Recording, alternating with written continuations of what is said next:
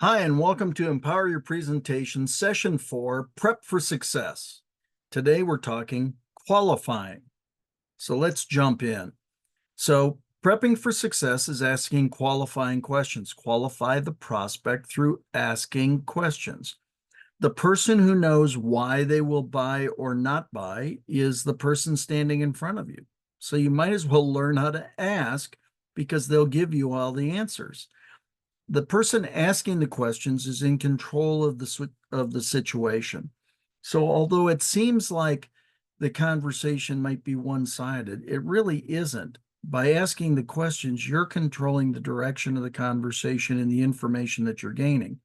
And as you qualify them, they're also qualifying you. If you ask terrible questions, they're not going to think you're very informed on what it is you do, or you're not very professional. So again, this is just as much of them qualifying you as you qualifying them.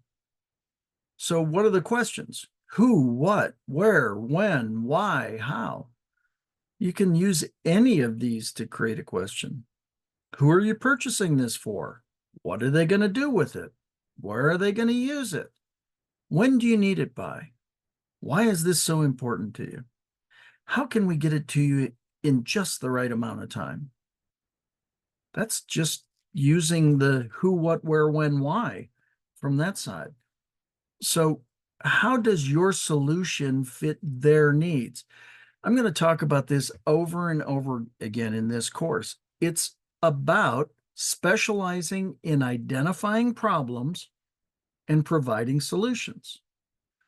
People get enamored with their solutions. The problem is they don't find out if the other person has a problem. So you have to know whether your solution fits their needs. Your questions will reveal your opportunities and their challenges if you do this well. They'll give you the path to present on, the better you are at asking questions. So let's get you some formulas here. The first is the form approach. You can talk to them about family. I love talking to people about their family. Hey, are you married? Yeah, awesome. Got any kids? Yeah. How many? Two. Boy, girl? Yeah, one of each. Great. What are the ages? 6 and 10. Awesome. Which one do you like more? What? Do you understand? It's about having some fun here and creating a relationship. So when you're asking questions, you can do all sorts of things. Occupation, you can talk about their job. Most people, I'm not going to say hate them, but they don't typically like them. They work because they have to work. They don't like because they love working from that side. So, but you can always talk about somebody's occupation. But again, there's other choices here. You got family and then the other two letters. R is for recreation. So family, occupation, recreation. What do you do for fun? What do you do when you're not working? Why do you like playing golf? What is it about golf that's so intriguing to you? What is it about golf that, gives you the freedom to let loose? You can create all sorts of questions along the way. And the M stands for message. What's your message? What's on your heart? What's your dream? What's your vision? What's your mission? You know, who do you want to serve? Really, I want to build orphanages in Costa Rica. Awesome. Why is that important to you?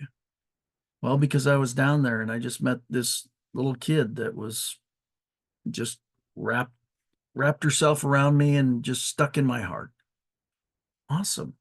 Do you understand? This is a great way to find people's dreams, their visions, their missions, everything. So the form approach is a way of doing this.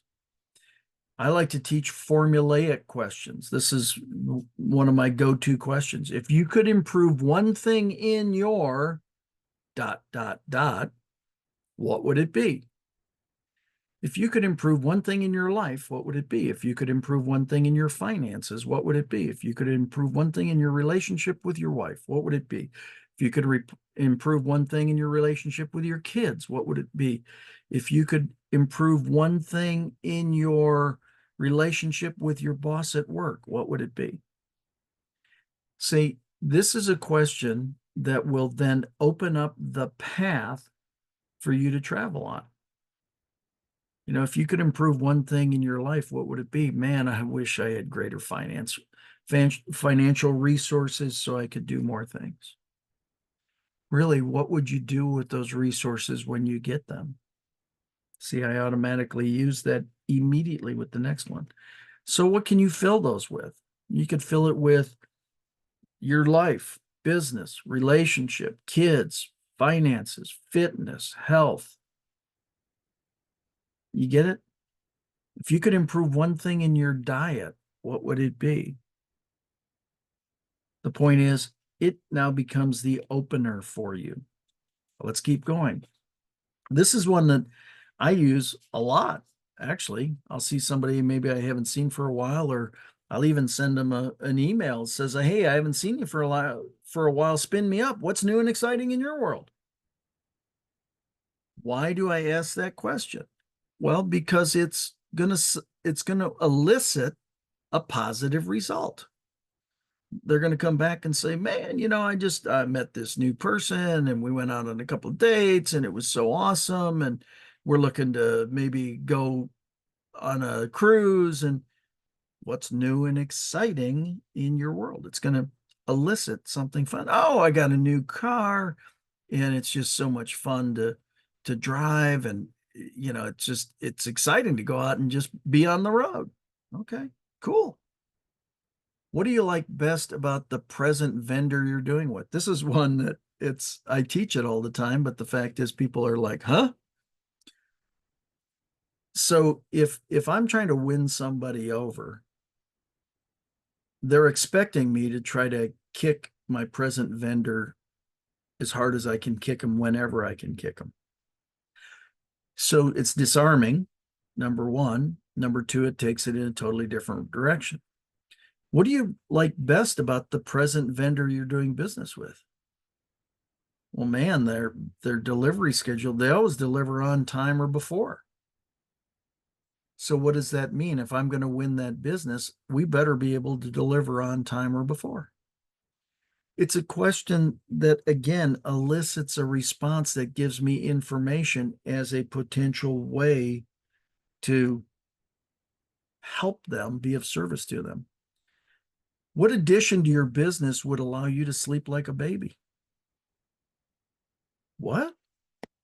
See, sometimes we work so hard at creating these really clever questions. What addition to your business would allow you to sleep like a baby? Man, if I could add 2 more people in the warehouse, phew, it would be so awesome. You don't know what the answer is until you ask the question. So there's other questions that you could spin off around that. Who's responsible for making the final decision when you formulate a question, decide to make the purchase, go to pay the invoice, select a new salesperson? Do you understand? Could go a lot of different directions again. What you want to do is make this qualification process, these questions, make it an educational experience and make it an educational experience in both directions. Whether this is for you learning about them or them learning about you. Again, people do business with those they know, like, and trust. So now they know you a little bit. Now they're getting to like you because they're learning more about you. And when they learn more about you, they can relax a little bit and trust you a little bit more. It's imperative that they trust you to do business. So that's where you're going with this. I know our solutions have served so many. Before I present them, can I verify a few things with you? See, if you know you're representing a really good product, good, or service, and you know that you have a gazillion happy customers, they're anticipating you come out of the blocks and try to shove it down their throat. I mean, present it. You understand? So if you back off the presentation role just a titch and you say something positive, a little bit of pride in there, I know our solutions have served so many people. But before I present them to you, Can I verify a few things to make sure I'm on target with your needs? Wow. Thanks. That's really awesome that you would care so much about our needs that you would stop down. It's just that simple. Many people believe that you can lead a horse to water, but come on, say it. You believe you can lead a horse to water, but you can't make him drink? Absolutely inaccurate. The reality is you can make him drink every time. Wait a second. I mean, the old adage is you can lead a horse to water, but you can't make him drink. Not true. It's absolutely not true. You simply need to salt their oats and you need to make them thirsty. What we've lost in this day and age is the art of creating curiosity and the art of making people thirsty. We've got to salt their oats. This is the metaphor.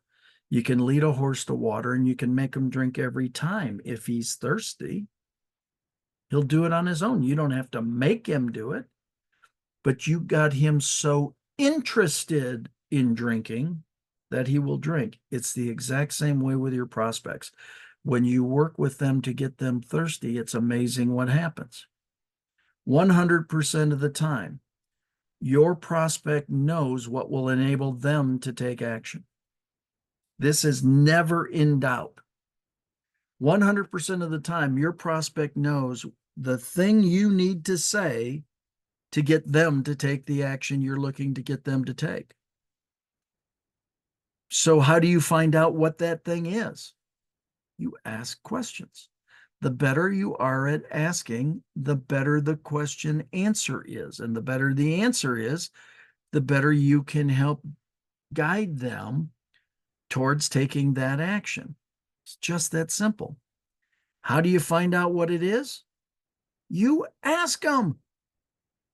You know, if I'm going along with somebody and it doesn't seem to be going quite as well as I would like it to, I'll stop down and ask a simple question. Well, what's holding you back? Why am I going to fight this? Why am I going to keep on trying to present things? Why am I going to? Now, this is part of handling objections as well, by the way. Questions happen throughout this entire cycle. So the better you are at questions, the better you're going to do through all of this. But if I ask you what's holding you back, who's the person who knows what's holding you back? You do, 100% of the time. So don't get upset about it. Just ask. If you need to find something out, ask them. It's pretty simple. The better questions you ask, the better answers you receive. Ask, and it is given. When you become more advanced, learn to ask the same thing in multiple ways. Very rarely do I repeat myself or say the questions the exact same way. Why?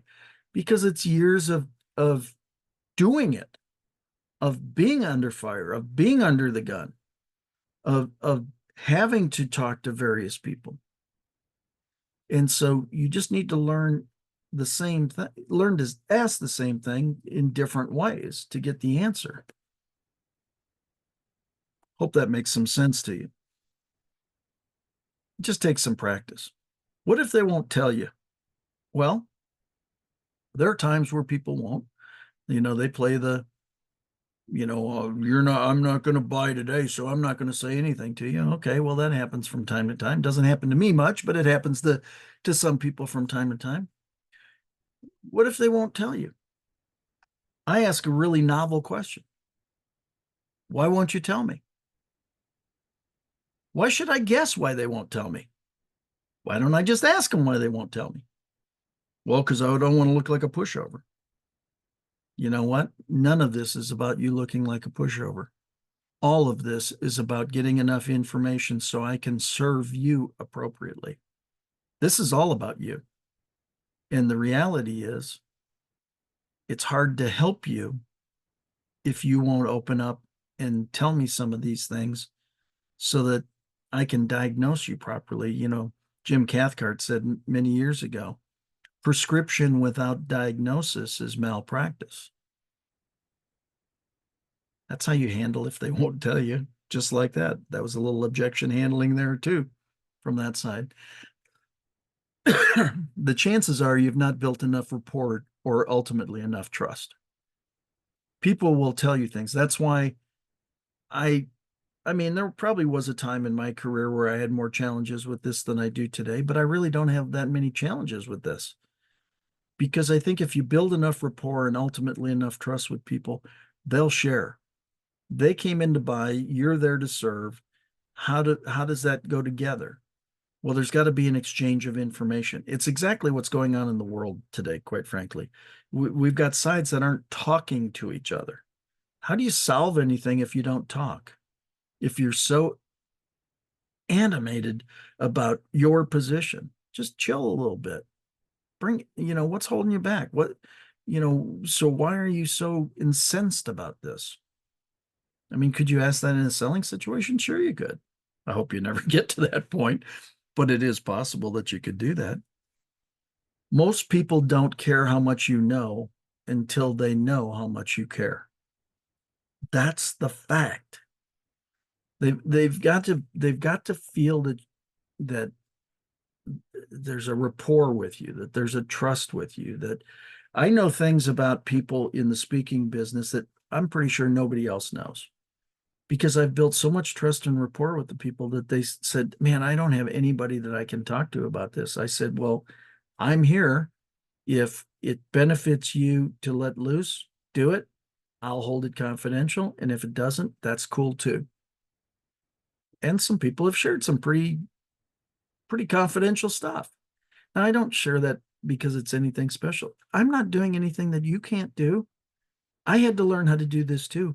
I just put it in action. You got to be a massive action taker through all of this. It's just the way it works. Why guess at things when you can actually know the facts? The people who know all the reasons for all of it are standing right in front of you, or they're in front of you on the screen. Ask them the questions. There's always reasons people take actions, and there's always reasons people don't take actions. Always. And so again, it might be they don't like your green hair. I mean, it's an unfortunate reason, but maybe if that happens consistently enough, you don't have green hair. Or maybe if that's not a problem because you have green hair, maybe they buy more because you have green hair. Keep your hair green. God bless you. People always know the reasons to take action. They always know the reasons they don't take action. It's just that simple. Do they always tell you the truth? Not going to even come close to suggesting that. They will create all sorts of, that's why they're called smoke screens. They'll create smoke so that you can't see the truth sometimes. So you just got to get better at asking questions. That's what prepping for success really is. Unfortunately, most people don't secure the deal because they don't realize how close they are to really making it. They don't realize that they're close because they never ask for the sale. But see, when they've prepped well enough, you sometimes just in the prep, you don't even have to present. I've had situations, honest to God, I had somebody compliment me on this about a month ago. They go, oh my God, we watched the replay of the call and you never even told them what the product did or what the product was. You told them that the product would solve their problem, but you didn't actually go into detail on the product. I said they didn't care about the detail of the product. They cared about having their problem solved. And as soon as I could assure them of that, they said yes. We'll now work with them. They'll know every bit of it going forward. So again, sometimes you don't realize how close you are to making the deal because you haven't asked enough questions. Most inaction is because of not knowing or believing how to take action and how it'll ultimately benefit them. If they don't understand how their life will get better by making this choice, you've got a problem. So that's what prepping for success is all about, is understanding What would it see? The more you understand what would make their life better, the more you can answer that for them. And when you can answer that for them, they will then take the action because ultimately they want their life better. Pretty simple. So that's this session. Next one is offer the goods. We're actually going to get into presentations. So again, I encourage you, keep doing it. I'm so excited for you. You are doing great. Know that if you ever have any questions, just reach out to me, Scott@scottschilling.com. I'll get with you because I want you to learn this, not for me, but for you so you can serve more people. God bless. Have a fabulous day. We'll see you at session 5. Offer the goods.